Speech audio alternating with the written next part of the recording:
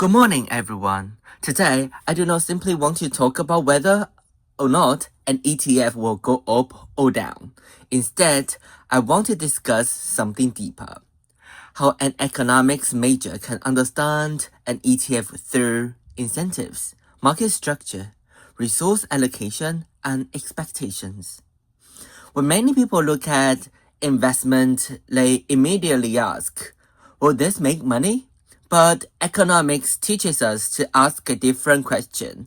Why does capital flow here in the first place? And that is exactly why I believe economics gives us a unique perspective when reading investment products like the Taiwan 50 ETF. The Fubon Taiwan 50 ETF, also known as 006008, it is not merely a financial product. It is essentially a reflection of Taiwan's economic structure. Why economics gives you an advantage, unlike accounting, which often focuses on entries and balance. Economics focuses on systems. Economics trains us to analyze incentives, efficiency, market competition, and macroeconomic trend.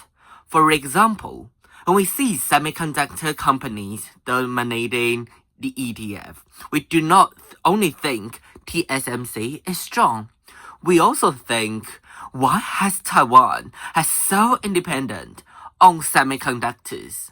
And how does global AI demand affect Taiwan? What happens if export demand slows down? That is where economics becomes powerful. It helps us to connect numbers to real-world behavior. 4 key documents. To understand an ETF properly, there are 4 major documents we should read. Financial statements, shareholding structure, prospectus, economic data, and analysis. Each document tells a different part of a story. Financial statements show the current financial condition. The shareholding structure reveals who controls the money. And the prospectus explains how the ETF is designed. And data analysis helps us evaluate whether or not the ETF is actually performing as intended. Together, these 4 layers allow us to see the bigger picture. Now, let's talk about financial statements. When analyzing a normal company, we often focus on revenue, profit, research and development, and competitiveness or competitivity. However, ETFs are slightly different. For ETFs, we pay attention to net asset value or NAV or NAV, premium and discount, expense ratio, and portfolio composition. One important idea is the relationship between NAV, NAV, and market price. If the ETF's market price deviates too far from its NAV, NAV, this may suggest inefficiency or arbitrage opportunities. This directly relates to the economic concept of market efficiency. Another important factor is industry weight. If semiconductors dominate the ETF, then the ETF becomes extremely sensitive to global tech demand, AI investment circles, or AI investment cycles, and export performance. So from an economics perspective, this ETF is not only an investment tool, it is an microeconomic indicator. Next, let us discuss shareholding structure. This is where economics majors start thinking about market concentration, liquidity, and institutional behavior. For example, if TSMC occupies a very large percentage of the ETF, then the ETF may not actually be highly diversified. It may behave more like a technology-focused investment product. Economics often use the Herfindahl Human Index, or HSI, to measure concentration. A higher concentration usually means higher systematic risk and greater independence on one industry. We also care about how it owns the ETF. Are the major holders real investors? Are the major holders pension funds? Are the major holder insurance companies? Are the major holders foreign institutions? Because different investors create different market behavior. Now let us move on to the prospectus. Personally, I think this is one of the most important documents. Why? Because the prospectus tells us how the ETF is designed to work. It is essentially the contract behind the product. Here are several key questions we should ask. What index does the ETF track? How are the weights assigned? Is it market cap weighted? How often is the portfolio adjusted? What are the management fees? What are the tracking errors? These rules matter because rules determine how capital flows through the market. And from an economic perspective, this is closely related to contract theory and incentive design. Economics is not only theoretical, it is also empirical.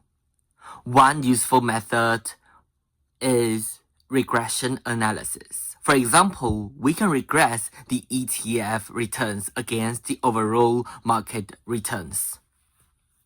The most important variable here is beta. Beta measures systematic risk and market sensitivity.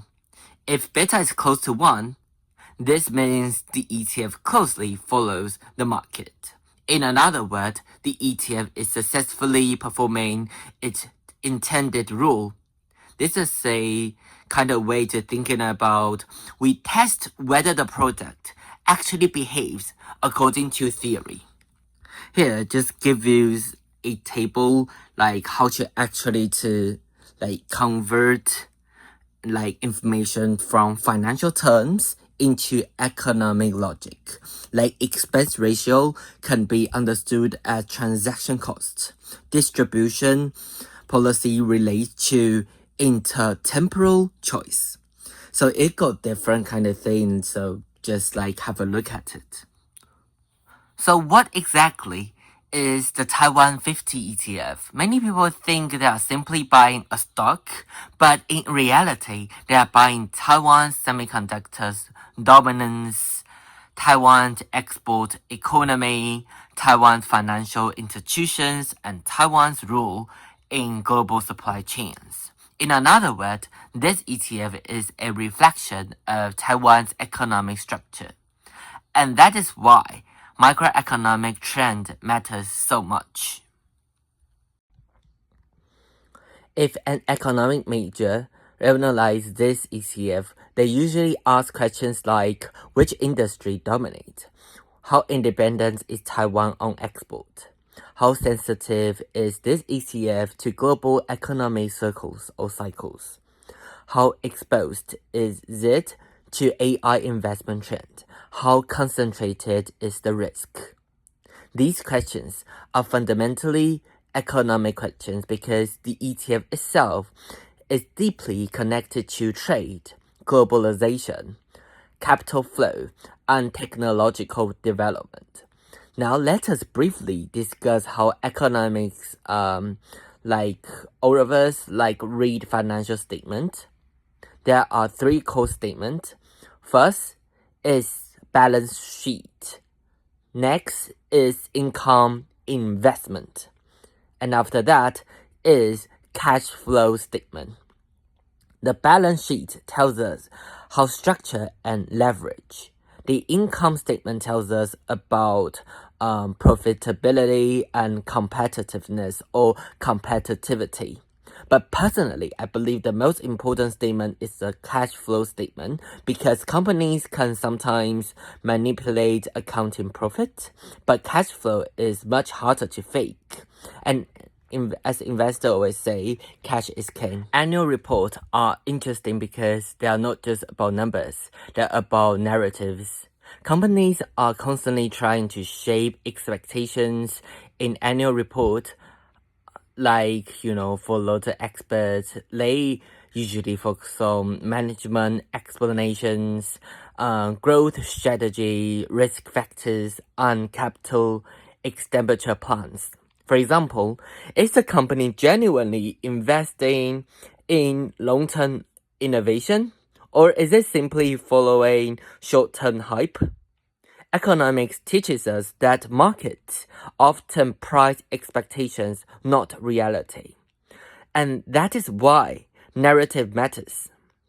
Another important point is capital flow. Like stock prices are not determined only by company fundamentals, they are also heavily influenced by money movement. For example, even if Taiwanese companies remain strong, the ETF may still fall if foreign investors withdraw large amount of capital from Taiwan. It is closely connected to international finance, exchange rate, interest rate, and global liquidity. So economics majors often pay close attention to where the money is going. The prospectus also tells us about management fee, weighting methodology, and distribution policy. Long-term investors should care deeply about fee. Why? Because small costs compound over time, an ETF with lower fees may significantly outperform another ETF over the long run, even if their portfolios are similar. Again, this is this kind of concept, transaction cost matter. And the whole framework is I want to share a simple framework economics we always use when reading any investment document. First step is understand the business logic. How does value get created? Step 2, identify the key assumptions. What must remain true for this investment to succeed? Step 3, analyze the major risk. That could go wrong. What could go wrong? Understand market pricing. Is the market being rational or overly optimistic? This framework works out not just for ETFs, but also for companies, startups, or even entire industry. So to conclude, I want to emphasize one important idea. Investing is not merely about predicting whether prices will rise or fall. What truly matters is that we have to understand economic structure, incentives, market behavior, and expectations. I believe economics gives us a very powerful lens to understand all of these things. So next time you look at an ETF like Fubon Taiwan 50 ETF, do not simply ask, will it go up? Instead ask, what economic focuses, what economic forces does this ETF represent? Thank you very much.